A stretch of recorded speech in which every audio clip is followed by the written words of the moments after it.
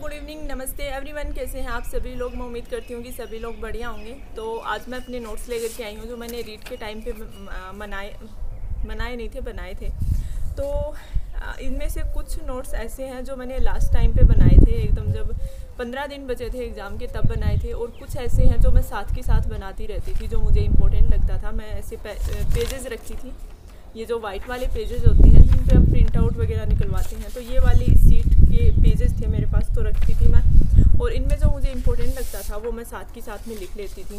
जैसे मैंने ये साइकोलॉजी के नोट्स बनाए थे, ये मैंने जो वैसे तो खैर उन क्लासेस के नोट्स अलग थे, बट जैसे कि बोल रहे थे कि 11th और 12th की जो NCERT है वो पढ़ना इम्पोर्टेंट है, तो उसके लिए मैंने बुक्स डाउनलोड की थी 11th और 12th की साइकोलॉजी की। और उसके बाद जो जो अपने सिलेबस में था वो मैंने बुक से छाट करके और इसमें लिख लिया था। ये बस एक ही पेज भरा था तो मैंने लिख लिया था और इसके बाद इस पेज को पूरे को याद कर लिया था।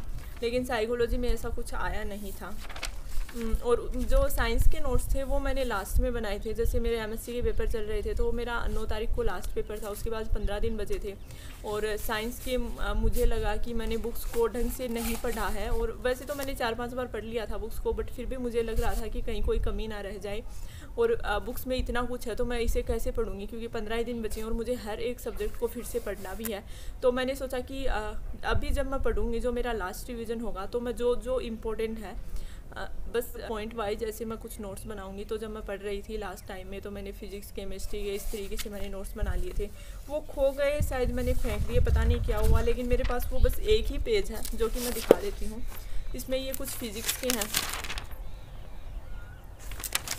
हैं और इसी तरह से मैंने 5 या 6 पेजेस में पूरी 9th और 10th की फिज़िक्स और केमिस्ट्री लिख ली थी। साइंस को मैंने वैसे ही पढ़ा था, बायोलॉजी को। बाकी मैंने 6ठी क्लास के, 7वीं क्लास के, 8वीं क्लास के मैंने उससे पहले ही बना लिए थे छोटे छोटे नोट्स, जो कि मैंने ये रहे यहाँ पे, इसमें नहीं है, इसमें है।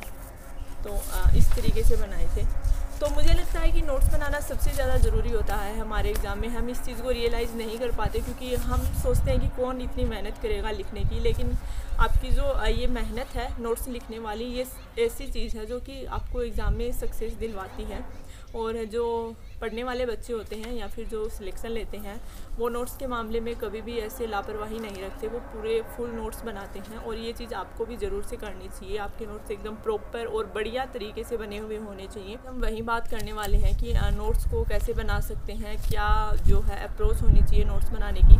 तो देखिए, एक तो ये होता है कि या तो हम ऑनलाइन या ऑफलाइन ऐसे तरीके से कोचिंग से पढ़ रहे होते हैं, तो उस सिचुएशन में कोचिंग में हमें ऑलरेडी नोट्स लिखवाए जाते हैं, क्योंकि तो फिर हमें उसमें दोबारा से मेहनत करने की ज़रूरत नहीं है, क्योंकि नोट्स तो हमें मिल ही रहे हैं। ऑनलाइन में भी PDF वगैरह मिल जाते हैं जिनसे हम लिख लेते हैं, या फिर क्लासेस लेते हैं तो साथ में लिखते रहते हैं। और यही सेम चीज़ ऑफलाइन क्लासेस में होती है। लेकिन कई बार कुछ सब्जेक्ट ऐसे होते हैं जो हम छोड़ देते हैं, या फिर हमें लगता है कि ईजी हैं, ये हम खुद से कर लेंगे, हम खुद से इनके सेल्फ स्टडी करेंगे, नोट्स बना लेंगे, बुक से देख करके पढ़ लेंगे। तो ऐसे चीज़ों के हम जब नोट्स बनाते हैं तो उसके बारे में बात करेंगे कि वो नोट्स हमें किस तरीके से बनाने चाहिए। तो सबसे पहले एक गलती नहीं करनी चाहिए कि देखते ही बस बुक पढ़ने बैठे और नोट्स बनाने लगे। सबसे पहले बुक में जो चैप्टर दिया हुआ है उसको हमें 3-4 बार पढ़ना पड़ता है, और उसके बाद ही हमें नोट्स बनाने चाहिए। वरना बिना रीडिंग के और साथ में नोट्स बनाते हैं तब हमें हर चीज़ नहीं लगती है और हर चीज़ इंपॉर्टेंट लगती है। हमें डिसाइड नहीं कर पाते कि कौन सी चीज़ है जो एग्ज़ाम में आएगी और कौन सी चीज़ हमें छोड़नी है। उस चक्कर में हम ज़्यादा लिख लेते हैं और हमारे जो नोट्स हैं वो भी पूरे डिटेल वाले बन जाते हैं, जो कि फिर कोई काम नहीं आते। तो नोट्स ऐसे होने चाहिए कि जिन्हें आप जल्दी पढ़ सको और ज़्यादा चीज़ें पढ़ सको। तो इसलिए सबसे पहले आपको जो चैप्टर है उसको 3-4 बार रिवाइज़ करना है, उसके बाद ही उसके नोट्स बनाने हैं। रिवाइज़ करने के बाद हो सके तो उसमें एक बार क्वेश्चन ज़रूर देख लेना है कि जो चैप्टर पढ़ रहे हैं उससे किस तरीके से क्वेश्चन आते हैं, क्या अप्रोच है।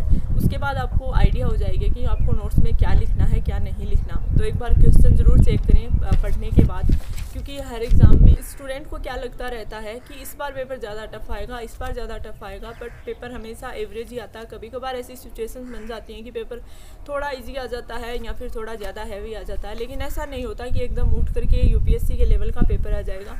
तो आपको हमेशा पहले पुराने पेपर देखने चाहिए। जो चीज़ आप नोट्स बनाने वाले हैं उसमें आपको देखना है कि कौन से क्वेश्चन आ रहे हैं, किस टाइप से क्वेश्चन आ रहे हैं, उसके बाद ही नोट्स बनाइए। और सबसे ज़रूरी चीज़ है कि जब नोट्स बनाने से पहले जो चैप्टर पढ़ रहे हैं उसी में आप हाईलाइट कर ले, अंडरलाइन कर ले चीज़ों को, और उसके बाद उसमें से छांट करके चीज़ें लिखनी हैं। तो जब भी पढ़ें तो सबसे पहले एक प्रॉपर रीडिंग लगा लें, उसमें हाईलाइट नहीं करना है। दूसरी बार जब आप रीडिंग लगाएं तब आप उसमें अंडरलाइन कर सकते हैं, क्योंकि पहली बार पढ़ते हैं तो जैसे कि मैंने बताया हर चीज़ इंपॉर्टेंट लगती है। दूसरी बार जब पढ़ते हैं तब हमें पता चलता है कि क्या हमने छोड़ दिया है जो कि इम्पोर्टेंट है, और क्या हम बेकार की चीज़ें हैं जो हमने पढ़ी हैं। तो दूसरी बार में हम वो चीज़ें अवॉइड करने लगते हैं। तीसरी बार में हमारी आंखें और भी ज़्यादा खुल जाती हैं, और जो इंपॉर्टेंट चीज़ है वो हमें अलग से दिखाई देने लग जाती है कि हाँ, इस पर मुझे फोकस करना है। और उस चीज़ को अपने माइंड में रखने के लिए आपको उसे अंडरलाइन करना या फिर हाईलाइट करना ज़रूरी होता है। या तो आप उसके बाद सर्कल भी कर सकते हैं, कुछ भी कीजिए, लेकिन ये हाईलाइट करना सबसे ज़्यादा ज़रूरी होता है। कई बार हम ऐसी चीज़ें करते नहीं हैं जिसकी वजह से हमारा माइंड जो है हर चीज़ को एकदम इक्वली पढ़ता है और उन इम्पोर्टेंट चीज़ों को कैच नहीं करता है। लेकिन अगर हमने पहले से उसे हाईलाइट कर रखा है तो जो हाईलाइट की हुई चीज़ें हैं वो डायरेक्ट हमारे दिमाग में सबसे पहले जाएंगी, उसमें सबसे पहले क्लिक होगी। तो हाईलाइट करने का, नोट्स बनाने का हर चीज़ का फ़ायदा होता है। तो इन चीज़ों को ऐसे छोटी चीज़ें नहीं मानना चाहिए कि इससे कोई फ़ायदा नहीं है, जैसे मैं पढ़ रहा हूँ वही ठीक है। इन चीज़ों से सबसे ज़्यादा फ़ायदा होता है अगर आप ढंग से पढ़ाई करते हैं। पढ़ने का एक तरीका होता है, अगर आप हर चीज़ में अच्छा तरीका अप्लाई करते हैं तो उसका रिज़ल्ट भी आपको सबसे ज़्यादा बढ़िया ही मिलता है। तो अपने नोट्स इसी तरीके से बनाने होते हैं।